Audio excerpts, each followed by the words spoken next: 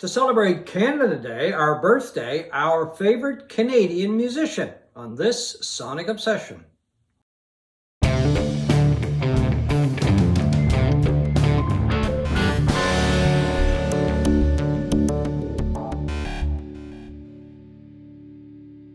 As we celebrate birthday in Canada, the greatest country on the face of the earth, we are going to let you in on who our favorite musician is. And it wasn't really a secret until a couple of minutes ago that we both share the same favorite musician. Yeah, I came into this figuring it was both of us were going to pick Neil Young. Yeah, I had a really good idea it was Neil Young. When I walked into your room and saw the Neil Young albums, well, it was quite obvious. Yeah. So anyway, Neil Young is our favorite Canadian musician. Yeah, I mean, I think if you grew up in Canada in the 1960s and into the 70s, there are a few other choices, possibly Joni Mitchell or Gordon Lightfoot or Leonard Cohen, but for me, this guy, it was the only choice.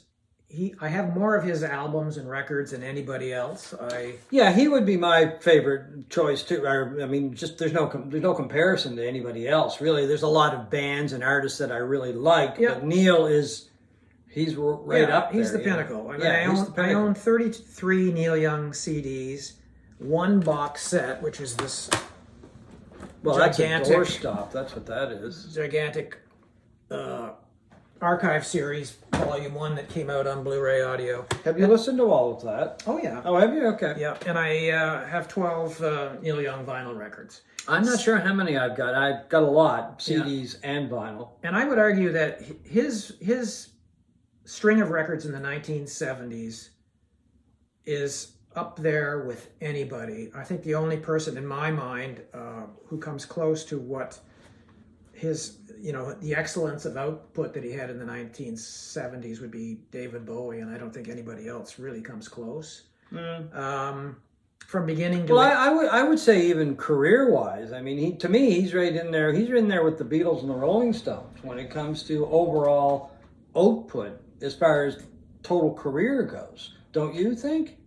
Well, the Beatles only were there for 7 years, so it's kind of... No, I know, but I'm comparing total output. Oh, you're talking about the heft of his catalog. Oh, yeah, by all means. And the importance of his catalog. Oh, yeah, I mean, to me, he's in the top 5. Yeah, I would agree. Yeah, his 1970s run in particular, beginning in 1969 with Everybody Knows This Is Nowhere, his second solo album. Yeah, the first album never really did much for me. Going into Harvest and After the Gold Rush and all of the rest. Tonight's the Night. It's just remarkable. It is. Well, they're classic albums. It's a decade of excellence. Yeah, you take those albums that you just showed, and there's not a bad track on them. And there are many more that don't have a bad track on them as well. But the ones you just showed, I mean, After the Gold Rush is still one of my favorite albums, period. Yeah. As is Harvest. Tonight's the Night is right up there. Comes a Time. I love that album. Totally underrated Neil Young album. Came out in 1978 of sweet country kind of rock. These wonderful collaborations with Nicolette Larson, with tremendous harmonies. I never thought Neil Young could sing harmonics, but on this album, it's full of it with Nicolette. Well, then the other thing is that he just does a brilliant rendition of Four Strong Winds by the Ian Tyson song on that album as well. And I think it surpasses the original. So do I, actually. It's an incredible version. No insult, Ian, because I love your version too, but I prefer that one. Yeah. One of the greatest cover songs of all time. And then he just went completely off the rails, into the ditch, whatever you want to call it, in the 1980s, where his stuff, in my mind, was mostly unlistenable. And that's the frustration with Neil, for me, as a huge fan of the guy. He just goes where he wants to, wherever his muse is leading him, and it doesn't always lead him in great directions. In the 80s, he had his Fascination, just the weirdest collaboration or fascination with another artist I've ever heard of, with Devo. Yeah, well, Devo was weird anyway. Synth pop band from the States that he became fascinated with, and he releases Trans in 1980, which is like, talk about trying to blow up your career. Well, the other thing, I mean, he went another way too when he released an album called Old Ways, which was very country-ish. Yeah. And it just didn't work. To me, it didn't work. It was sort of old-timey country. Yeah, I mean, the country influence was there with Neil Young from the get-go, but this was just a little too country. That just didn't work. And the songs weren't that great. No. Yeah. So he went in a bunch of different directions, but that's the one thing that I love about Neil Young is that he's never boxed himself in.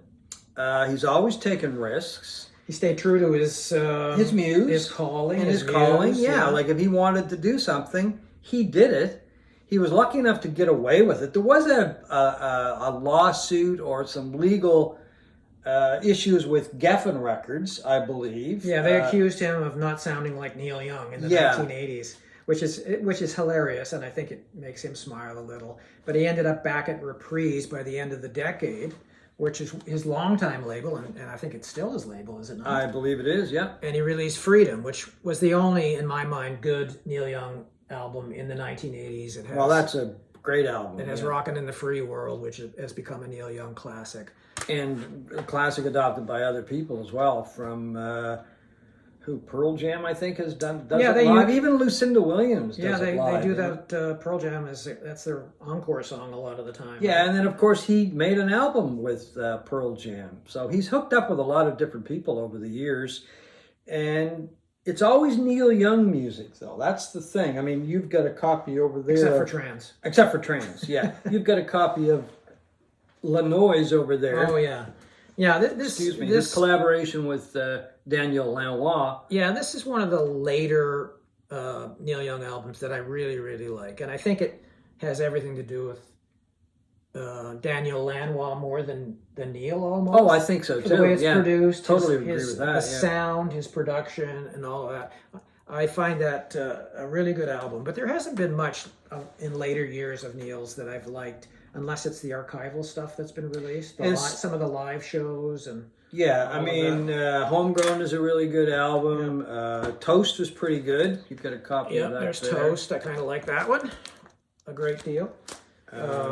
Live at the Roxy, which is, the Tonight's the Night period of Neil, where they were. I like that. That's a great album, I think. Yeah, it's a really good album. They were drunk for most of it, and it shows in the playing, but it's just great Neil Young. I mean, it's, he's called the father of grunge, and all of that happened with the great late 70s album, which I don't have here. There it is. Rust Never Sleeps. Half of it's this wonderful acoustic stuff, and the other half is this thick, heavy guitar stuff that, has been credited on the birth of grunge about a decade and a half later. Yeah, one of the things that I really like about Neil Young, and this goes way back, this goes back to the 60s, and I remember when I first heard Buffalo Springfield, I loved the band, and I didn't know at first that he was in the band. I didn't know he was in the band, and I didn't know that he was a Canadian until I get into his solo work. And that's just an incredible story, how he and Dewey Martin were driving in Los Angeles in a hearse. They'd driven the hearse from Canada into the U.S. and happened to see, or Stephen Stills saw them, and because they'd met when they were playing at a club or a venue in Canada years before that. Anyway, they teamed up and formed Buffalo Springfield. I thought that was an incredible story. They just meet by chance and away they go. And of course, there was a lot of friction in that band as well. Mm-hmm. And we should add here that Buffalo Springfield had another Canadian in its membership from the get-go, and that was Bruce Palmer, who we just found out was born here in Nova Scotia, in Liverpool, Nova Scotia, and moved to Toronto at a very young age. But anyway, I mean, they came together as Buffalo Springfield, and I always thought that was kind of neat that Neil Young was a member of that band. Yeah. Would it have happened if he'd stayed in Canada? He would have certainly had success in Canada, but I can't imagine it would have been as, the size and the breadth of his career if he'd stayed in Canada, like others did, the Gordon Lightfoot being most notably. You pretty much had to go to the States. Yeah, I think during that period. Yeah, I think a lot of it was the fact that he was a member of Buffalo Springfield, and I mean that I'm sure that gave him a lot of leverage with managers, with record companies. You've had Crosby, Stills, and Nash, and then they needed something. They needed just a little bit more muscle, I guess, in the band. And who did Stephen Stills decide that they should contact? They brought in Neil Young, and well, look at the success of Deja Vu. Yeah, and still one of my favorite albums. And within 2 years, they were this first rock band to be selling, I think, mega outdoor stadium shows in the summer of 1974, raking in the cash, the adoration, huge crowds, and Neil decides halfway through, I think I'm going to do something else, and just abandons them. But that's just the way he is. The way he's always been. You have to admire a guy who doesn't follow trends, who doesn't follow the almighty dollar to the extent that a lot of people do. He doesn't care if people like his music. You know, when Harvest was his biggest commercial success, he knew he had to drive immediately into the ditch. So he did, and he came up with the Ditch Trilogy. The Ditch Trilogy. I mean, Tonight's the Night is the antithesis of Harvest. Right. You know, and that's the side of the thing about Neil that I love. He's capable of making the sweetest country rock anybody ever put out from the Southern California scene, and then he's able to put out a drunken, debauched album like Tonight's the Night. So there was and Tonight's great. So Tonight's the Night. Zuma on the beach, or on the beach, and Zuma. No, that's not. Time Fades Away. Time Fades Away. Okay, I always get confused. Zuma was after that. After that. I don't know why it's not in the Ditch quartet, but well, exactly. And Time Fades Away, of course, was a live album. Yeah, which he didn't really like at the time. But anyway, just an interesting cat.